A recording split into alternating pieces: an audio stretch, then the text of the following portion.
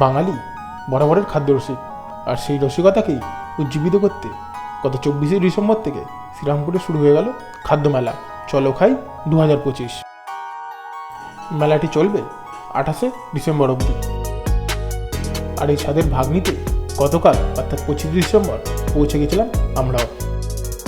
নমস্কার বন্ধুরা, সঞ্জীব জার্নির অন্যতম একটি শর্টসে তোমাদের সবাইকে জানাই স্বাগত। মেলায় ঢুকতে এন্ট্রি ফিস লাগছে 20 টাকা করে। মেলায় ছিল বিভিন্ন রকম খাবারের স্টল, শীতের খাবারের স্টল, মিষ্টির স্টল, নলেন গুড়ের আইটেমের স্টল এবং আরও অনেক কিছু। প্রথমেই আমরা পৌঁছে গেছিলাম বকখালির ভেটকি মাছের আইটেমের স্বাদ নিতে।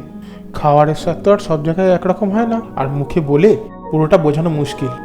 আর দর্শনেই যখন অর্ধেক রসনা তৃপ্তি, তাই ভালো মন্দ বিচার তোমাদের হাতে ছেড়ে আমাদের প্লেট থেকে তুলে রাখলাম এক টুকরো খাবারের ছবি, বাকিটা তোমরাই বুঝে নেবে।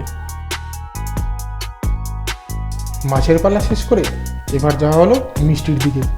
গেলাম সূর্যমোদকে। সূর্যমোদকের জল ভরার কথা আপনারা নিশ্চয়ই সবাই জানেন। আমরা নিয়েছিলাম জল ভরা এবং নলেন গুড়ের রসগোল্লা। স্বাদ ছিল অসাধারণ।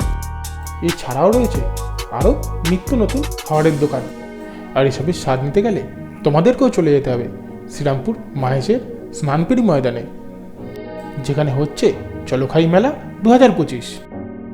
আর এছাড়াও মেলা প্রাঙ্গণে এই কদিন ধরে রয়েছে বিভিন্ন সাংস্কৃতিক অনুষ্ঠান। তো দেখা হচ্ছে আবার পরের ব্লগে। ততক্ষণের জন্য stay blessed and keep watching.